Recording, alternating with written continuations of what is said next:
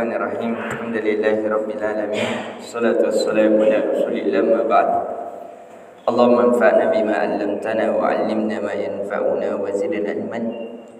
Assalamualaikum warahmatullahi wabarakatuh.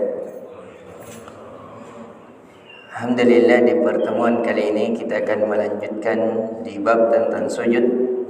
Sebagaimana di pertemuan sebelumnya bahwasanya sujud bagian daripada rukun dari rukun-rukun salat. Maka dari itu perlu untuk kita perhatikan. Dan sebagaimana hadis yang telah kita sebutkan bahwasanya sujud ini diwajibkan untuk berada di atas 7 anggota badan. 2 kaki di bagian belakang, jari jemari kaki itu dihadapkan ke kiblat, dan 2 lutut, 2 tangan, dan 1 hidung. Jadi 7 anggota badan ini wajib untuk bersujud kepada Allah. Dan yang perlu diperhatikan dari kesalahan, kenapa kita mesti mempelajari kesalahan, kata para ulama, ta'allamtu syarr la lisyarri walakin litawqi'ihi, dalam lafaz lain litajannubihi. Saya mempelajari kesalahan bukan untuk jatuh dalam kesalahan, tapi agar kita terhindar dari kesalahan. Ini yang harus dari antara kesalahan ketika sujud. Biasanya karena terlalu terburu-buru sehingga kaki terangkat di belakang. Karena terlalu buru-buru mau untuk duduk, biasanya kaki tidak menjadi sujud dari 7 anggota badan. Sehingga perlu diperhatikan sekali lagi, kakinya tidak perlu dirapatkan antara 2 kaki. Kalau tidak mampu, diseluruskan saja dengan betisnya, dengan lututnya, selama dia menghadap ke kiblat, itu yang lebih utama. Tapi kalau mampu menghadapkan ke kiblat sekaligus digabungkan antara kaki kiri dan kaki kanan, maka itu lebih sempurna. Karena adanya dalil yang menggabungkan 2 kaki, tapi walaupun dalilnya ada kelemahan di dalamnya. Karena dalil yang diriwayatkan oleh Imam Bukhari, Imam Muslim, dan selainnya dari Imam Tirmizi, An-Nasai, itu tidak ada lafaz, tambahan lafaz bahwasanya dirapatkan. Jadi yang perlu diperhatikan adalah untuk tidak terangkatnya kaki ketika sujud. Biasanya ini terangkat kaki karena terlalu buru-buru. Kemudian perlu diperhatikan lagi pendalaman makna ketika bersujud. Perhatikan kemuliaan seorang hamba ada pada mukanya. Padahal di saat bersujud itu pantat kita lebih tinggi daripada muka kita, menunjukkan penghinaan. Penghinaan seorang hamba kepada Tuhannya itu adalah kemuliaan. Kalau hal ini terjadi pada antara hamba dengan hamba, itu penghinaan. Kalau muka kita diletakkan, pantat kita lebih tinggi daripada muka kita di depan seorang hamba, itu adalah penghinaan. Tapi kalau seorang hamba meletakkan hal itu dengan Tuhannya, maka itu adalah kemuliaan. Semakin tunduk seorang hamba, semakin menghinakan diri seorang hamba kepada Tuhannya, maka itu adalah bukti seorang hamba semakin dimuliakan oleh Allah. Itu bedanya. Kalau kita menundukkan diri kepada makhluk, kepada para raja, kepada orang-orang besar, maka itu tanda kehinaan kita. Makanya orang yang paling mulia adalah orang yang paling menjaga dirinya. Wa may yasta'fif yuhibbahullah. Barang siapa yang merasa mencukupkan dirinya, maka Allah akan mencukupkan dirinya terhadap dirinya. Ini yang perlu harus kita perhatikan. Dan yang paling, makanya dalam beberapa riwayat itu dijelaskan bahwa hal yang paling dekat seorang hamba dengan Tuhannya adalah ketika ia bersujud. Maka dari itu kata Nabi, perbanyak doa pada sujud. Jadi bacaan sujud sama dengan bacaan rukuk. Boleh subhanakallahumma rabbana wa bihamdika allahumma ghafirli, dari hadis Aisyah radhiyallahu anha yang diriwayatkan oleh Imam Bukhari dan Muslim dan selainnya.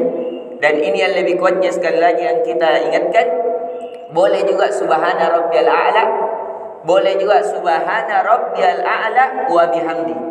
Ada tambahan wa bihamdi, boleh juga subuhun kudusun rabbul malaikat wa ruh, dan beberapa lagi riwayat-riwayat yang lainnya. Tapi yang lebih kuatnya, yang lebih mengumpul makna, subhanakallahumma rabbana wa bihamdika Allahumma ghafirli, ditambahi lafaz Allahumma ghafirli. Ini yang perlu kita perhatikan. Dan boleh pada saat bersujud berdoa dengan bahasa Indonesia. Boleh pada saat bersujud berdoa dengan bahasa apa saja, selama bukan membaca Al-Quran. Ustaz, bagaimana kalau doanya doa yang diambil dari bacaan Al-Quran? Selama tidak dimaksudkan untuk membaca Al-Quran pada sujud, maka tidak jadi masalah. Misalnya kita berdoa, Rabbana atina fid dunya hasanah wa fil akhirati hasanah wa qina adzabannar. Ini kan doa ketika tawaf yang ada dalam Al-Quran. Atau Rabbi habali min ladunka minas salihin, atau dan selainnya dari makna-makna doa yang diambil dari Al-Quran.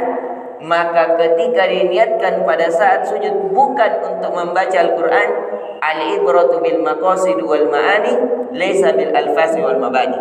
Hukum istinbat, hukum yang diambil pada suatu hukum adalah dengan maksud dan tujuan.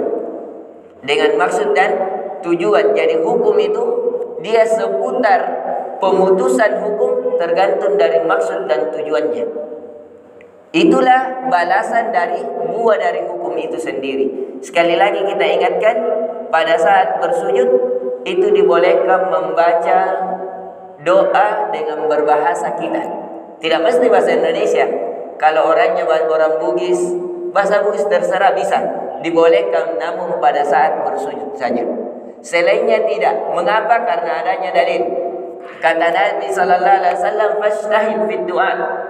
Bersungguh-sungguhlah kalian dalam berdoa. Kenapa? Karena seorang hamba ketika bersujud itu yang paling dekat antara dirinya dengan Tuhannya. Maka dari itu dibolehkan berdoa dengan berdoa kalimat apa saja. Kemudian membaca Allahu Akbar pada saat bangkit dari sujud, yaitu duduk di antara dua sujud. Duduk di antara dua sujud yang dibenarkan adalah duduk iftirash. Duduk iftirash adalah diduduki kaki kiri dan diberdirikan kaki kanan menghadap kiblat. Jadi kaki kanan diberdirikan menghadap kiblat, bukan ditidurkan. Namun kalau misalnya orang tua tidak bisa lagi karena asam urat misalnya, dia tidak bisa memberdirikan, sakit, maka dibolehkan memberdirikan dua kaki. Jadi dua kaki yang diduduki. Yang diduduki itu telapak kaki. Jadi dia berdiri kakinya dua, kemudian diberdirinya dua kaki, di situ dia duduk. Jadi dua kaki yang berdiri, baru kaki yang berdiri ini tumitnya itu dijadikan tempat duduk pada pantat. Jadi biasanya saya juga lakukan di sini sebagai contoh.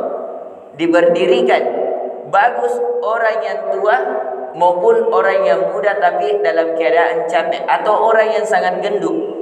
Kalau orang gemuk sekali itu biasanya tidak bisa duduk seperti itu, duduk iftirash, sehingga dibolehkan duduk menghadapkan kaki ke arah kiblat dua-duanya, kemudian dia duduk di atas kakinya. Itu dibolehkan. Kemudian membaca Rabbi ghafirli, Rabbi ghafirli.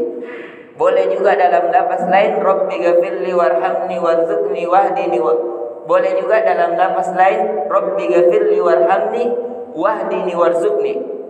Dalam lafaz yang berbeda-beda, namun cuma ketertibannya yang berbeda tertib, itu tidak dipermasalahkan. Kemudian sujud kembali membaca subhana rabbiyal a'la sebagaimana yang di rakaat sujud yang pertama. Dan yang perlu diperhatikan sekali lagi pada saat bersujud agar tidak terangkat kakinya. Dan begitu juga pada saat ruku. Kami melihat dari beberapa jemaah, ada yang ruku, agar rukunya lurus, dia menyimpan tangannya di separuh bitis. Kalau ruku, yang benarnya diletakkan tangan pada di lutut. Jadi telapak tangan itu sejajar dengan lutut.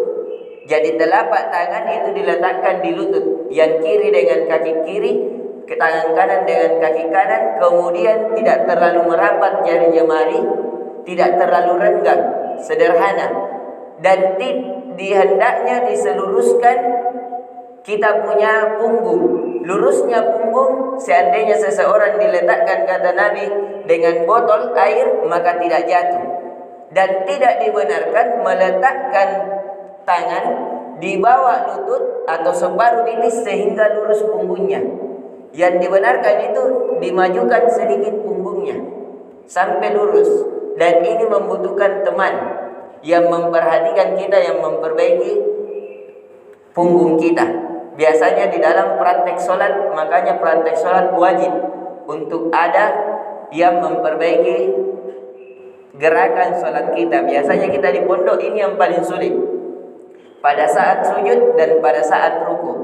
Pada saat ruku kalau mau bagusnya kita rasakan tulang sulbi kita. Kalau sudah lurus rasanya berarti sudah lurus yang lainnya. Tapi wajibnya tangan kita tetap di lutut, tidak boleh di tempat yang lain. Karena ini berhubungan dengan rukun, harus kita perhatikan. Karena kalau rukun yang salah maka bisa batal sholat kita.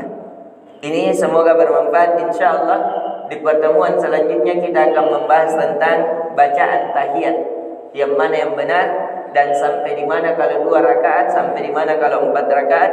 Subhanakallahumma bihamdik, asyhadu an la ilaha illa anta, astaghfiruka wa atubu ilaik. Assalamualaikum warahmatullahi wabarakatuh.